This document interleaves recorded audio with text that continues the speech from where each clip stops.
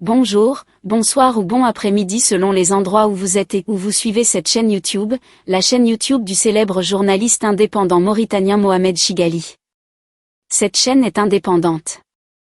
Elle diffuse ses chroniques sur YouTube, Facebook et différentes plateformes de groupes dont le groupe de presse francophone de Mauritanie. Monsieur le directeur, comment vous allez? J'espère que tout va bien. Et pour votre santé, pour le travail, pour votre famille aussi. Ça va.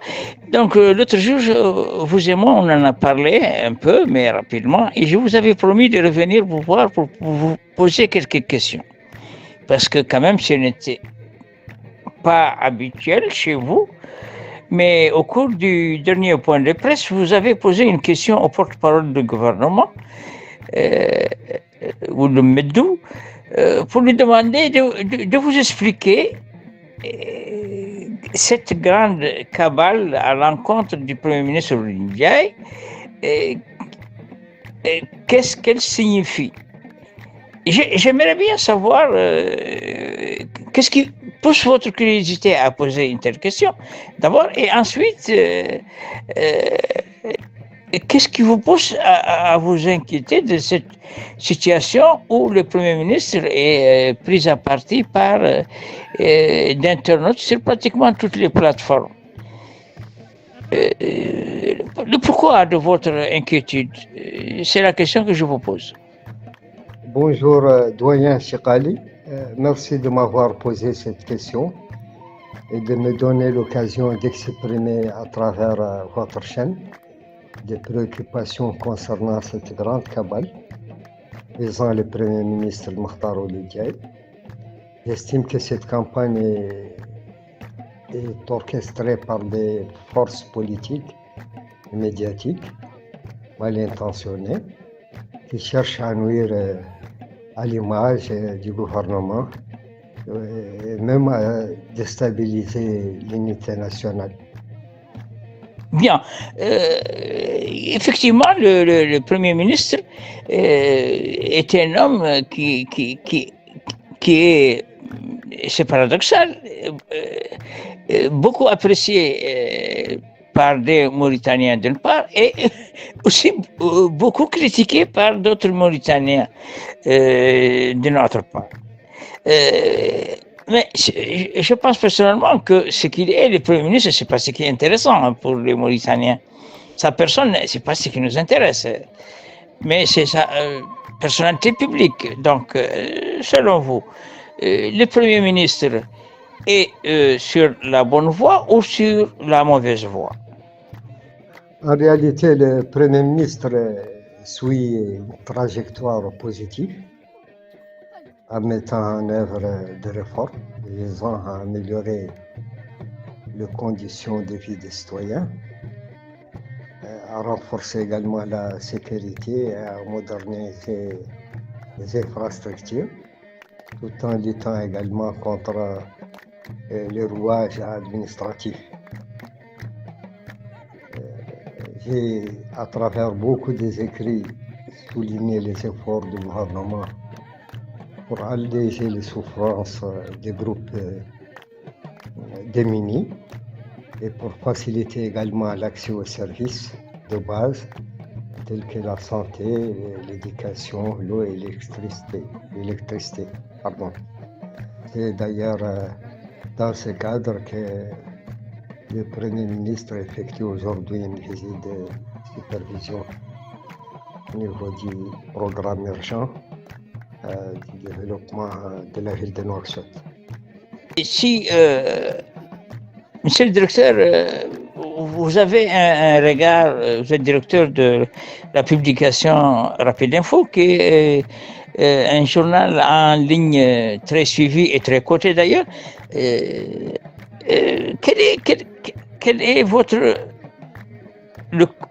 Quel est le conseil que vous pourriez donner aux Mauritaniens par rapport à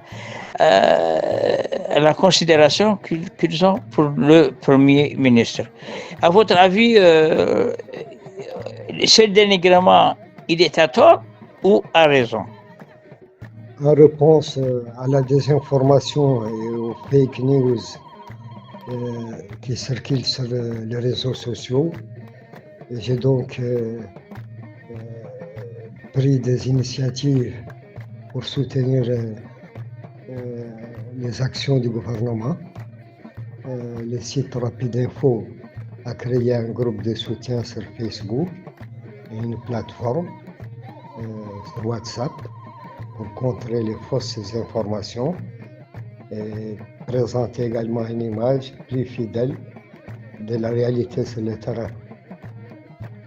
Le conseil que j'ai à donner, et je dirais que c'est plutôt un appel à la consolidation de la démocratie sur des bases solides, puisque c'est là que réside la force de la Mauritanie, surtout dans les contextes actuels.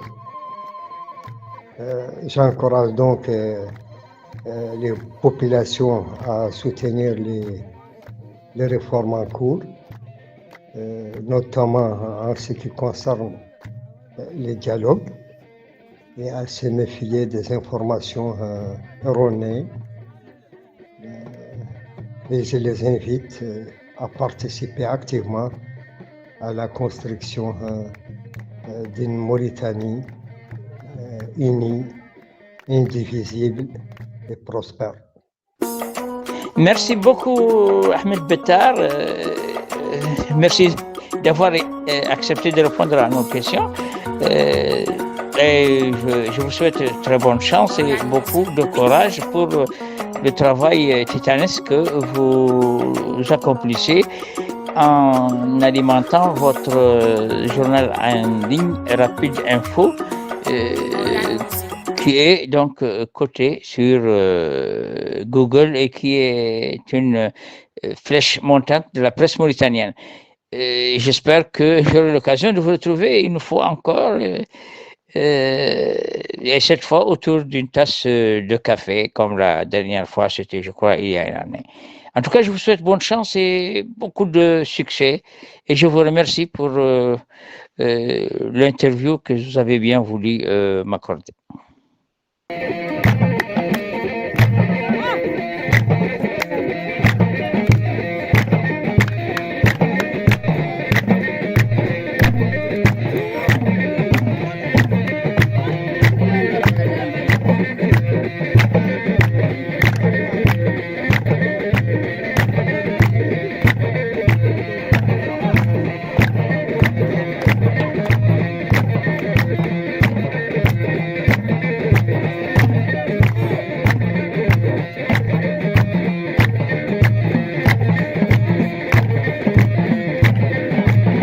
Mokhtar Ould Diaye est à la tête du gouvernement de la Mauritanie depuis le 6 août 2024. Il a été investi à cette lourde responsabilité à la fin du mandat du troisième gouvernement de Mohamed Ould Bilal, et à la suite de la réélection du président Mohamed Ould Ghazouani le 29 juin 2024. Qui est donc cet homme qui a débarqué le 5 août 2024 au plus haut sommet de la confiance du 10e pilote des régimes qui se sont succédés en Mauritanie? Il est difficile de faire la peinture du portrait d'un homme qui bouge beaucoup et dont la personnalité publique est flouée par des dénigrements qui lui collent à la peau, une peau que beaucoup, à tort ou à raison, considère comme tanné au goût de l'ancien président Mohamed Ould Abdelaziz, un président dont le nom résonne aujourd'hui comme une peste et une malédiction. Chef d'un orchestre composé de 29 membres, dont paraît-il certains jouent la partition par des fausses notes, Ould Diaye, une personnalité publique mal aimée, essaie de se délaver d'un passé pas lointain qui ternit son image. Pour atteindre un objectif, son objectif, celui avant tout de prouver par les actes qu'il n'est pas ce que certains pensent de lui, et que, au contraire, il détient la formule magique pour sortir son pays du passé d'un régime dont l'histoire a été écrite par une classe politique et intellectuelle dont il était et est resté une pièce maîtresse. Ould Diaye cherche à savoir quoi faire du pain sur sa planche. Alors qui est donc Mokhtar Ould Diaye, un homme tiraillé entre des Mauritaniens qui restent persuadés pour beaucoup d'entre eux que c'est un homme remède miracle pour les maux qui obstruent le redressement économique et financier du pays, et d'autres Mauritaniens qui, pour eux, il est le mal en personne catapulté à la primature. Voici son portrait dressé pour vous par Mohamed Ould Chigali.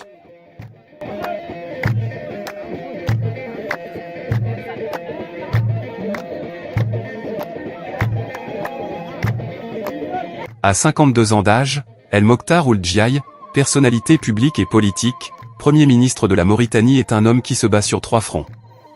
Un front politique où il fait face à une classe de sa mouvance qui le trouve trop encombrant et un véritable intrus dans le cercle restreint du pouvoir et qui ne verrait pas d'un mauvais œil son assassinat politique. Un front social, économique et financier pour faire exécuter le programme soumis aux élus du peuple et par lequel il a pris l'engagement solennel de poursuivre avec fermeté et rigueur les réformes engagées par le président de la République pour rester cohérent avec son programme électoral. Un front populaire qui le met au banc des accusés pour un passé récent, qui, pour beaucoup de citoyens, l'implique dans les détournements et la gabegie. Véritable légende de la lutte contre les injustices, très critiquée négativement par beaucoup de Mauritaniens qui parfois, ne le connaissent même pas. Ould Diaye est un responsable compétent, consciencieux et très différent de l'image floue que donnent de lui certains de ses détracteurs. Ni l'enquête parlementaire décidée pour faire la lumière sur les 10 années de pouvoir de Ould Abdelaziz, ni l'enquête préliminaire de la police des polices judiciaires, ni l'instruction du pôle des juges d'instruction n'ont pu établir une responsabilité quelconque de cet homme dans les détournements des deniers publics ou des malversations financières de quelque nature que ce soit. Malgré cela, de nombreux Mauritaniens croient à une manigance judiciaire qui le disculpe. Celui à qui la confiance totale du président Ghazouani donne les pouvoirs de mettre de l'ordre dans la gestion des affaires du pays, une gestion qui traîne un passé de complaisance et de pillage des ressources sans précédent, montre pourtant petit à petit et lentement et sûrement qu'il est bien l'homme qu'il faut et qu'il est à la place qu'il faut. C'est l'homme qu'il faut à la place qu'il faut, parce que Ould Diaye, l'actuel Premier ministre, ne croit qu'en Dieu, à son prophète, au président de la République quel que soit ce dernier, mais surtout ne croit qu'aux performances concrètes de son équipe composée de 2 hommes et 5 femmes qui sont jugés sur leurs performances par un Premier ministre qui sème la terreur parce que cet homme imprévisible est capable de tout. Aujourd'hui, le Premier ministre, ingénieur statisticien sortant de l'Institut national des statistiques et de l'économie appliquée du Maroc, titulaire d'un Master 2 en statistique et économie comparée de l'Université de Toulouse, Ould Diaye, se bat pour que l'argent du contribuable mauritanien et pour que l'argent des bailleurs de fonds réponde à des besoins et à des nécessités, mais aussi et surtout à des réalisations concrètes conformes aux charges définies par des cahiers. Aujourd'hui Premier ministre, Ould Diaye s'aventure sur un terrain très glissant, véritable champ de mines antipersonnelles enfoui sous ses pieds de personnalités publiques qui est dans le collimateur de certains hommes d'affaires très puissants et proches du pouvoir. Ces hommes d'affaires épaulés par des corruptions endémiques dans tous les rouages de l'État, mais surtout et plus grave encore habitués au laxisme et à la faiblesse des autorités administratives, sont très pourchassés dans leurs activités illicites par un Premier ministre extrêmement exigeant et très rigoureux.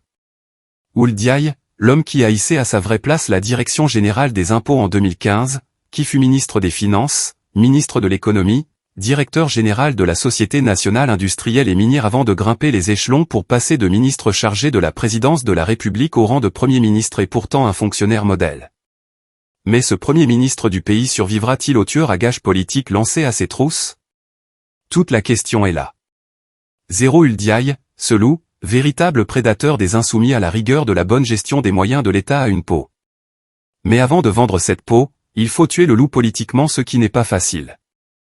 C'est peut-être ce qui explique cette campagne de dénigrement évoquée par Ahmed Betar, directeur du journal en ligne Rapide Info, une campagne orchestrée par les ennemis d'un homme mal aimé, des ennemis qui ne verraient pas d'un mauvais œil son éloignement du centre du cercle restreint des décideurs de la politique du pays politiquement le plus ambigu de la planète.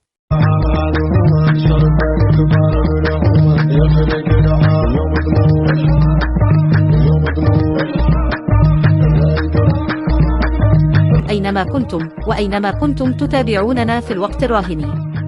تستهدف سجلات هذه القناة الطبقة الفكرية والسياسية في موريتانيا، ولكن أيضا مستخدمي الإنترنت التقدميين في القارة الإفريقية.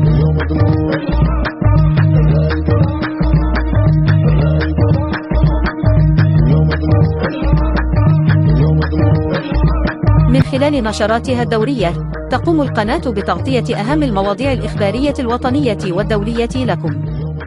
وستبدأ هذه القناة، قناتكم، أيضا ببث برامجها باللغة العربية اعتبارا من بداية مايو 2025.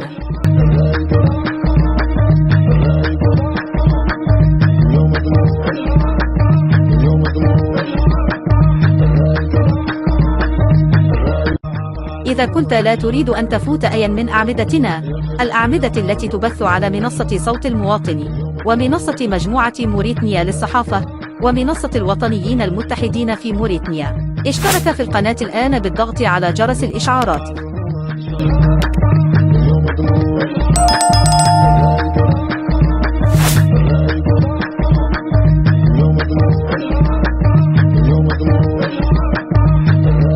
محمد شيدالي وزملاؤه يشكرونكم على دعمكم وولائكم.